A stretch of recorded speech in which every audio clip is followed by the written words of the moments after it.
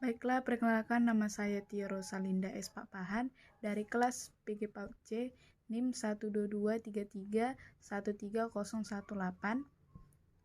Mata kuliah Ilmu Pendidikan Anak, dosen Ibu Salsabila dan Ibu Anita. Saya akan membacakan soal pertama. Mengapa PAUD itu penting? PAUD berperan dalam menanamkan kejujuran, kedisiplinan, dan hal-hal positif lainnya sedari dini. Anak-anak yang mengikuti PAUD juga memiliki kemampuan komunikasi yang lebih baik, karena sudah dikenalkan bagaimana cara berinteraksi seperti belajar, bermain, hingga makan dan minum bersama dengan teman sebayanya.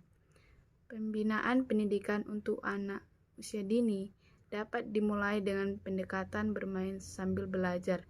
Selain itu, PAUD juga sebagai salah satu cara untuk mengenalkan lingkungan sekolah. Yang pertama, meningkatkan kemampuan fisik dan mental. 2. Meningkatkan efektivitas serta kapasitas otak anak. Ketiga, mempersiapkan anak ke jenjang pendidikan berikutnya. Keempat, meningkatkan perkembangan emosional dan intelektual anak. 5. Membentuk karakter positif anak. Soal kedua, bagaimana prinsip pembelajaran untuk anak usia dini? Saya akan menjawab pertanyaan nomor 2. Yang pertama, bermain sambil belajar atau belajar seraya bermain. Bermain merupakan kegiatan yang paling dinikmati anak.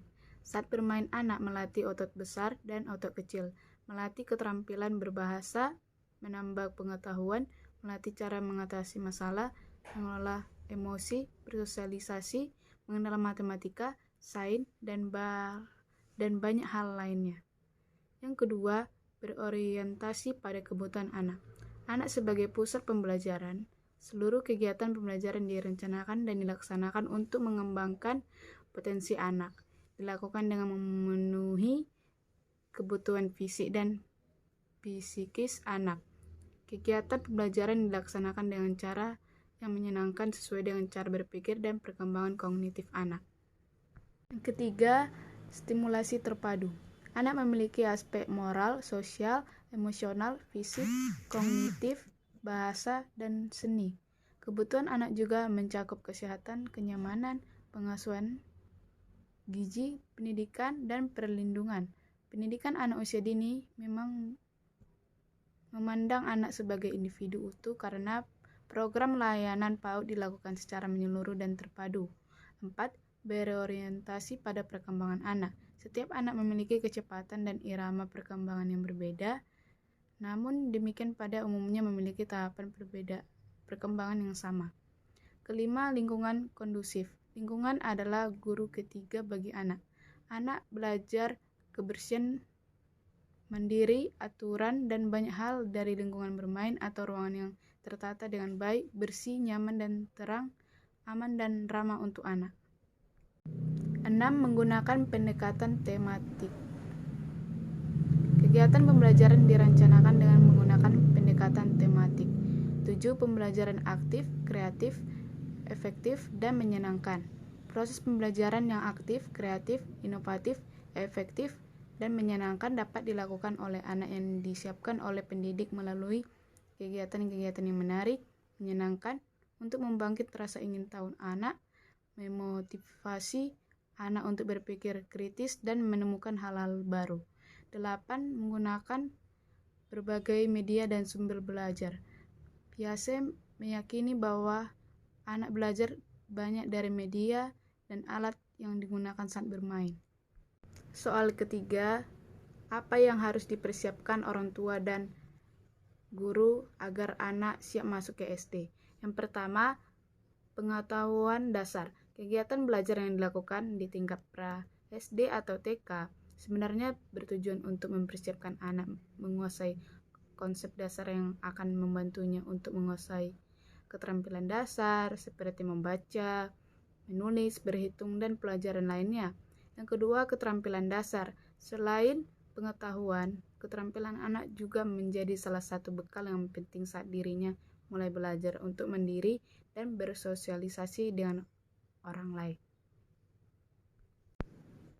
Yang ketiga, rasa percaya diri. Saat memasuki sekolah dasar, anak akan belajar bersosialisasi dan berinteraksi dengan teman sebayanya.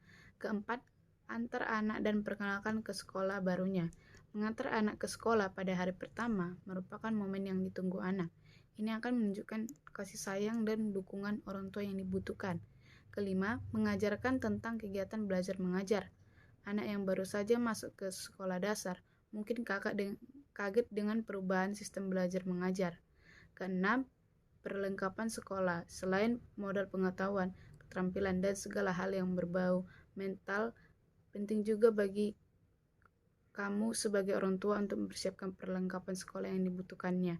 Misalnya seragam sekolah, buku, alat tulis, sepatu, dan tas agar dia bersemangat untuk belajar.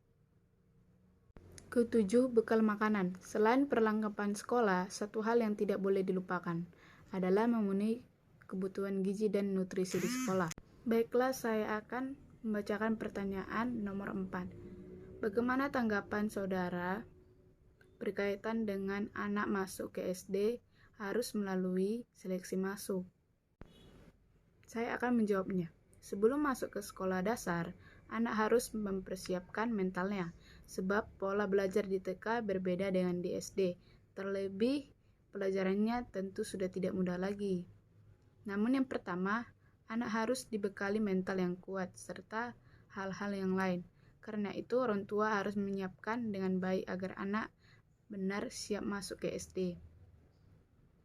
Yang pertama, anak diajak keluar. Yang kedua, perbanyak komunikasi. Ketiga, diajak berkunjung ke SD terdekat. Keempat, salurkan kegiatan terarah. Kelima, kegiatan motorik halus. Keenam, belajar sambil bermain. 7. Hargai karya anak. 8. Jawab pertanyaan anak. 9. Kenalkan baca dan tulis. Sekian jawaban dari saya. Jika ada kesalahan, mohon dimaklumi. Terima kasih.